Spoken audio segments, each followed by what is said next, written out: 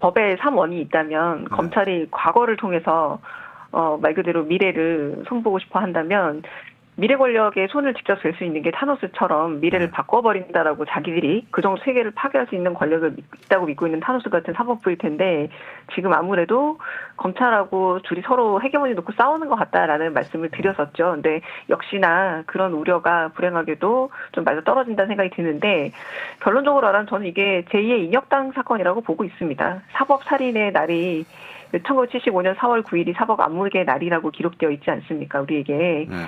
절차적 공정성, 사법적 당위성, 국민적 요구 같은 한마디로 외피로서의 사람이 체면이라고 하는 거 있죠. 사법부의 체면을 다 버리고 합당하지 않은 판결 재판을 통해서 결국 자신들이 왜곡된 신념을 갖고 있겠죠. 자기는 맞다고 믿고 있겠죠. 그거를 일종의 정의라고 믿고 강박증적으로 집단 히스테리를 했다. 저는 이런 생각이 들고 하나 좀 얘기 더 해드리고 싶은 게 있다면 영화 새끼를 보면 원작인 새끼 소설에 들어가 있지 않은 장면이 하나 들어간 게 있습니다. 그게 뭐냐면 우발적으로 살인사건이 하나 일어나요. 그런데 이들이 이 살인사건을 마치 항일운동의 일부인 것처럼 속이고 싶어 하죠. 스스로들을.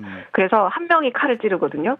그런데 나머지 거기에 모여있던 10명가량의 친구들이 우리 이 죽은 시체임에도 불구하고 칼을 한 번씩 담궈서 모두 공범이 되자라고 하면서 마치 그 일이 살인사건임에도 불구하고 항일운동의 일부인 것처럼 스스로를 속이는 장면이 나옵니다.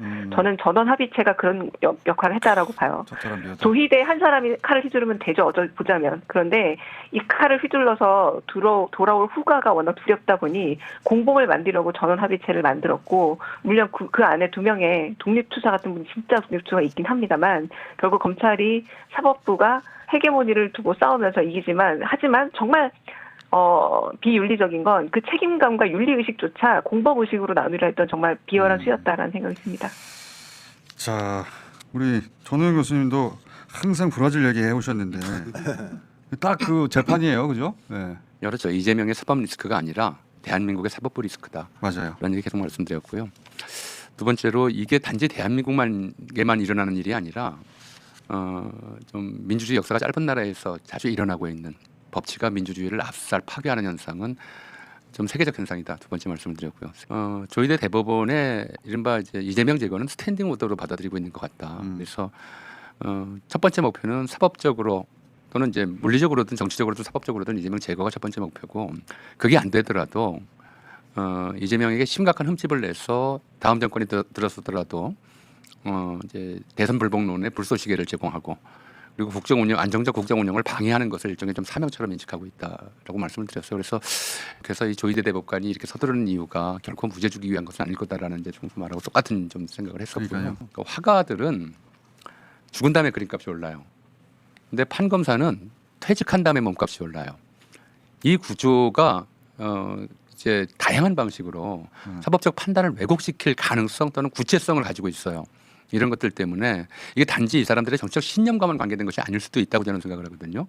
어떠한 판결을 내리거나 어떠한 결정을 하면 연간 얼마짜리 좀 이게 자리를 보장하겠다라든가 이런 제안들이 나올 가능성들이 있는 항상 그런 가능성들이 있는 속에서 우리가 지금 이런 사법 세계에 살고 있어요. 그래서 우리가 사법부의 양심 또는 이제 이 법과 양심에 의한 판결을 기대할 수 있는 상황이 아니게 돼 버렸기 때문에 계속 이제 사법부 리스크가 문제가 되는 거거든요. 그래서 이번에 판결은 이제 이재명에게 좀 흠집을 내서 다음 정부의 정상적인 운영을 방해하겠다고 하는 그 의도가 어느 정도 실현될지 모르겠지만 그런 만큼 이제 이 사법부를 어떻게 개혁해야 될 것인지 사법부가 저런 식으로 좀 터무니없는 판결하면서 민주주의를 압살하는 이런 세계사적 현상을 우리가 어떻게 모범이 되어서 좀 극복해낼 수 있을 것인지 이 과제를 제게 던져줬다고 생각을 합니다.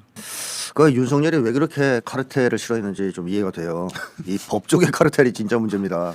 한국 사회에서.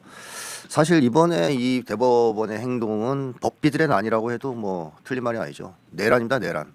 사법부의 내란. 그래서 저는 사법부가 내란이 지속되고 있다는 걸 국민들한테 다시 한번 확인시켜주면서 정신 차려라. 우리 내란 계속할 거다 이런 신호를 보낸 거라고 생각하고요. 이 원래 조희대가 요구를 받았던 것은 김건희나 뭐 윤석열한테 파기 자판이었을 거라고 생각합니다. 제가 저번에 그렇게 하고 싶었던 것 같아요. 예, 제가 얘기했지만 그랬다가는 너무나 큰 부작용이 우려됐기 때문에 거기까지는 못하고 파기 환송으로 이렇게 퉁쳤다 이렇게 이제 보여지는데 이 사실 이런 행동들이 그 기획자가 있을 거라고 생각하는데요. 저는 극우 세력내에 어떤 기획을 하냐. 일단 이재명 후보가 대통령에 당선되지 못하도록 최대한 어쨌든 할 수 있는 모든 걸 다 해라. 한다. 예. 그다음에 두 번째는 당선된 다음에도 계속 괴롭혀라. 폭탄을 심어놔야 된다. 네. 끌어내릴 수 있는, 밟으면 터질 수 있는. 예. 그래서 개혁을 하지 못하도록 저지시키거나 아니면은 기회가 오면 다시 한번 내란을 일으켜서 이재명을 끌어내리자. 뭐 이런 것들을 지금 이제 때가 되면 그래서 그런 것들을 하기 위해서 지금 하나하나 차곡차곡 작전들을 시행하고 있다. 이렇게 이제 판단이 됩니다. 내란을 지속시키는 기본 수단을 법으로 지금 삼고 있어요. 그러면 이쪽에 입법부 특히 뭐 국민의힘을 제외한 야당에서 유일하게 사용할 수 있는 무기는 탄핵입니다. 지금 법률 제정하고 이것도 적극적으로 사용해서 그렇죠. 탄핵도 하고 입법도 하고. 네, 하는 거죠. 내란 세력과 붙어야 된다. 지금 가만히 있으면 절대로 순순히 개혁의 그 길을 터줄 생각은 없을 것이다. 이런 생각을 해봅니다. 국민이 이거를 응징할 수 예. 있는 시스템이 있지 않으면 지금 우리 힘들다고 봅니다. 그래서는 불안해서 이재명 이제 그 후보 날아가는 거 아니냐. 이거는 불가능하다는 건 말씀드렸고 그 여러 가지 반응 중에 제가 제일 그 재밌었던 반응은 나 이재명 이렇게까지 지지 안 했어. 제가 딱 그 심정. 나 이재명 이렇게까지 지지 안 했는데 무조건 당선시켜야 되겠어. 그 반응을 하는 사람이 있었거든요. 그런 심정으로 만들고 있어요 지금. 그렇죠. 아니 이렇게까지 하나? 나 이재명 이렇게까지 지지 안 했는데 나를 이렇게까지 밀어붙이나 이재명 쪽으로? 맞습니다, 맞습니다. 우리 사회를 실질적으로 얼마나 잔인하고 양심 없는 사람들이 지배하고 있는가라고 하는 사실을 드러낸 거죠. 생각보다 훨씬 더 좀 비인간적이구나 이걸 느끼게 만드는 거죠. 온갖 바퀴벌레가 다 등장하고 있어요. 네, 홍준표 후보가 살아있었을 때 저는 가장 흥미로웠던 질문이 뭐냐면 바퀴와 바퀴벌레 중에 뭐가 되겠냐라는 질문에 한동훈이 대답을 한 게 뭐였냐면 그래도 살아있으니까 나는 바퀴벌레 할래요라는 대답을 했어요. 제가 여기서 읽은 건 사법부의 지금 쿠데타와 매우 연결이 되는 법만 지고 사는 사람들이 뭘 생각하는가. 생명, 사람만 있다면 벌레라도 되겠다라는 심리인 겁니다. 거기서 그것도 읽어내는. 맞습니다. 네. 생명이 없어도 바퀴가 되어서 내가 대한민국 경제를 불리겠다라는 비유적 상상력이 없는 거예요. 비유적 상상력으로 대한민국의 바퀴가 되느니 아무도 모르고 그 암흑의 세계를 살아가는 바퀴벌레라도 하겠다라는 이 강력한 삶의 의지는 결국은 생명이 있으면 모든 것이 더 낫다는 쾌락주의자의 면모이기도 한데 그가 멋진 척하는 이유도 보면 쾌락주의자로서 면모를 나름 멋지게 꾸미고 싶은 거다라는 생각이 들고 그래서 그때 당시에 홍준표 후보도 어떤 희한한 표현을 했냐면 가발이냐 그 반대말을 우리는 보통 진짜 머리냐라고 쓰거든요. 자기 머리냐 진짜 머리냐. 근데 뭐라고 질문했냐면 진짜 머리라는 표현이 아니라 생머리냐라고 물어봤어요. 생머리냐? 생머리의 반대말은 뭡니까? 죽은 머리잖아요. 네, 남의 머리. 가발. 그러니까 그걸 우리가 보통 진짜 머리냐라고 표현하는데 생머리냐 죽은 머리냐. 아, 이 대한민국 법조계 사람들의 어휘 체계에서는 모든 게 사느냐 죽느냐로 보는구나. 그래서 살아있으면 개똥밭에 굴러도 어떤 방식으로도 굴르고 싶어하는 삶에 대한 과도한 집착과 달관이 결국 자기 희생 따위는 모르는 세계관으로 도출이 됐는데 저는 한동훈 후보의 이 멋져 보이고 싶음의 가장 밑바닥에는 살아서 이 세상의 모든 쾌락을 바닥까지 맛보고 싶다라는 이 쾌락주의자로서의 고백과 다를 바 없다라고 생각을 합니다. 네. 에릭 프롬이라는 심리학자가 여기에 대해서 아주 정확한 얘기를 한 게 하나 있어서 읽어드리겠습니다. 표면적으로 이러한 인간은 스스로를 대단히 사랑하는 것처럼 보이지만 실제로는 자기 자신을 좋아하지 않으며 이게 핵심이죠.